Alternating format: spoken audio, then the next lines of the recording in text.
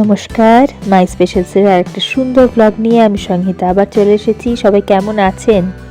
আজকে এটা একটা প্রপার ব্লগ হবে না, ঠিকই একটা মিনি ব্লগের মতন হবে। আসলে আমার নিজের তোলাও না, এটা আমার মা শ্যুট করে আমায় পাঠিয়ে দিয়েছে।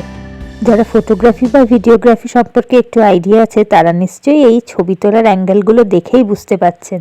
এবার তাহলে আলাপটা করিয়ে দিই। এই যে দেখছেন নবদম্পতিকে, এটা হচ্ছে আমার পিস্তত ভাই আর ভাইয়ের বউ। ডান দিকে পিসি আর পিসন, আর বাঁ দিকে রয়েছে ফ্রেয়ার মা বাবা। ফ্রেয়া নামটা শুনে আর চেহারাটা দেখেও একটুখানি অন্যরকম লাগছে, তাই না? দাঁড়ান, সেটা পরে বলছি, আগে আর একজনের সাথে আলাপ করিয়ে দিই। এই যে আসছে, এটা হচ্ছে আমার পিস্তত দিদি। দেখুন তো চিনতে পারেন কিনা, ও আবার সাউথ ইন্ডিয়ান সিনেমায় অভিনয় করে।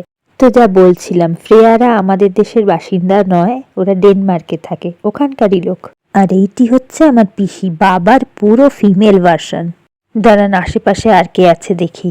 আর এইটা হচ্ছে আমার দিল্লি নিবাসী মেজো কাকিমা। কাকাকে আশেপাশে দেখতে পাচ্ছি না, তাই আর দেখালাম না। আর ভাই তো আসেইনি। আজকের বিয়েটা একটু অন্যরকম, কারণ ফ্রিয়াদের তো আর আমাদের বাঙালিদের বিয়ে সম্পর্কে ওদের কোনো আইডিয়াই নেই, তাই সব মিলিয়ে মিশিয়ে একটা ব্যাপার আর কি। আজকাল অবশ্য আমাদের দেশেও এইভাবে হয় অনেক সময়। পিসিন অবশ্য সকালবেলা গায়ে হলুদের ব্যবস্থা করেছিল। ফ্রিয়ার বাড়ির লোকেরা তো রীতিমতো অবাক, কি হলুদ হলুদ জিনিস গায়ে মাখাচ্ছে।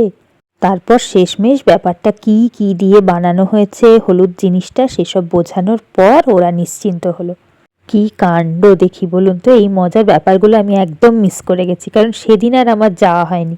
তবে পরে অবশ্য একটা ছোট ফ্যামিলি গ্যাদারিং হয়েছে, সেটাতে আমি গেছিলাম, সেই ব্লগটা আপনারাও দেখতে পাবেন। আমাদের অনেকের একটা ভুল ধারণা আছে না, যে বিদেশি হলেই সে ইংলিশে কথা বলতে পারবে, তা কিন্তু নয় জানেন। ওরা তো ডেনমার্কের লোক, ওদের আসল ভাষা মানে মাতৃভাষা হচ্ছে ড্যানিশ। ওদেরও কিন্তু ইংলিশ বলতে বেশ অসুবিধা হয়। ভাষা বলার ক্ষেত্রে কিন্তু ওদের আর আমাদের বেশ সিমিলারিটি আছে। আমাদের যেমন মা মাসিদের জেনারেশন বেঙ্গলি মিডিয়ামে পড়াশুনো করেছে, তো সেই জন্য ইংলিশটা যেরকম আর কি হয়, আর আমাদের জেনারেশন ইংলিশ মিডিয়াম বলে কোনো প্রবলেমই নেই। ওদেরও কিন্তু সেম কেস।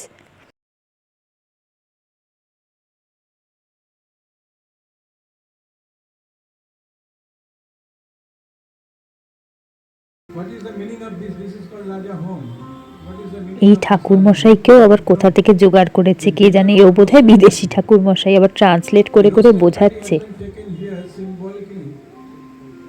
ফ্রেয়ারা দুই বোন, ফ্রেয়া হচ্ছে বড়, আর আমাদের আছে না খই দেওয়ার সময় ভাইকে দাঁড়াতে হয়, তো ওর তো ভাই নেই, তাই ছোট বোন ইরা ওই দাঁড়িয়েছে। ফ্রেয়া বিদেশি হলে হবে কি, ও কিন্তু ঠিক আমাদের ঘরের নতুন বউরা যেরকম করে থাকে ওরকম করেই রয়েছে, আর আমাদের সাথে এত সুন্দর করে মিশে গেছে।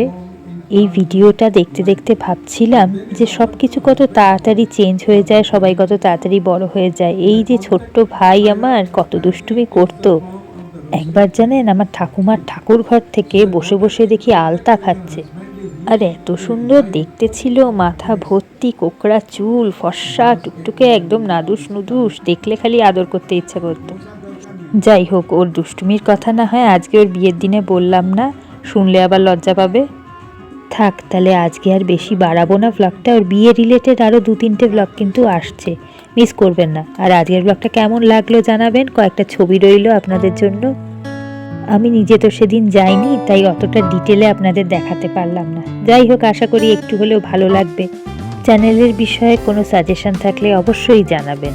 তাহলে আজকে এইটুকুই। ভালো থাকবেন, সুস্থ থাকবেন, আনন্দে থাকবেন, নিজের খেয়াল অবশ্যই রাখবেন।